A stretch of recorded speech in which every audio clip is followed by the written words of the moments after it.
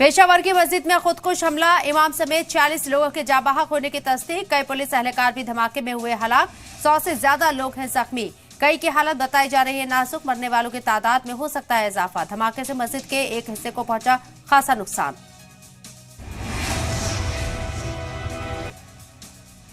Iran के Isfahan शहर की मिलिट्री फैक्ट्री पर ड्रोन से हुआ हमला। ईरान ने 2 ड्रोन मार गिराने का किया दावा। ईरान का कहना है कि हमले में कोई जानी नुकसान नहीं हुआ।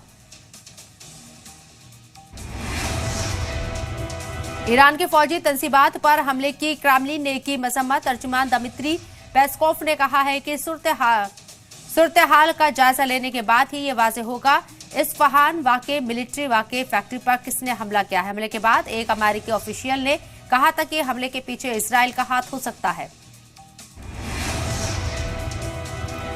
अजरबैजान ने तेहरान में बंद की सभी सिफारती कार्रवाई। सिफारती अमले और उनके अहले खानों को बाकू लौटने की दी हिदायत। सिफारत खाने की हिफाजत के लिए सिर्फ 5 लोगों को तेहरान में रहने को कहा गया है।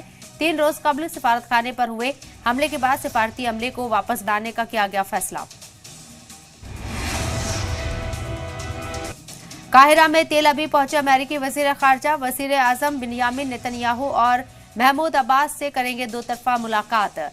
इजराइल फिलिस्तीन कशीदगी पर मरकूज हो सकती है बातचीत। माना जा रहा है कि अमेरिकी वजीर खारजा दोनों मुल्कों पर मौजूदा कशीदगी को कम करने के लिए जोर दे सकते हैं। एंटनी ब्लिंकन इस वक्त मशरिक वस्ता के 3 रोजा दौरे पर हैं।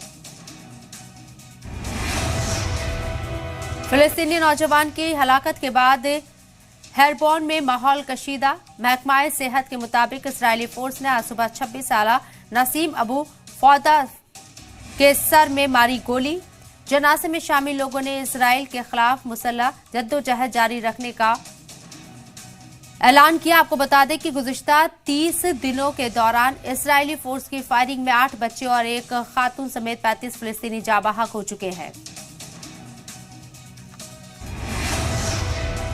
नाटो में शमूलियत के हवाले से तुर्की ने स्वीडन के बनिस्बत फिनलैंड को लेकर नर्म रवैया अख्तियार करने का दावा किया है, इशारा दिया है। यहां पर तुर्की के वजीर खारजा मौलूद कावसोगलू ने कहा है कि अनकरा दोनों मुल्कों की उम्मीदवारी का नए सिरे से जायजा ले रहा है।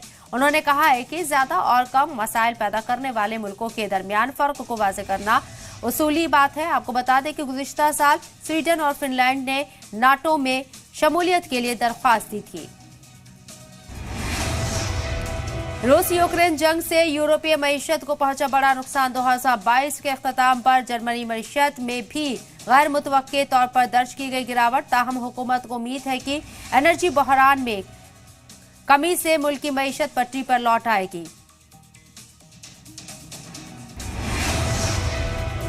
जहरीली गैस के इखराज के अलर्ट के बाद खुद ब खुद बंद हुआ जापान का जौहरी प्लांट। मौके पर पहुंची माहिरीन की टीम इब्तदाई जांच के दौरान प्लांट से रेडिएशन का कोई सुराग नहीं मिला है। अलर्ट के असबाब का पता लगाने में जुटी हुई है माहिरीन की टीम।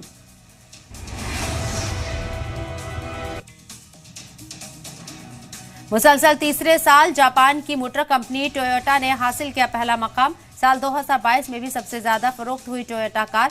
कंपनी के मुताबिक गुज़िश्ता साल आलमी मार्केट में कुल 1 करोड़ से ज्यादा फरोख्त हुई टोयोटा कार।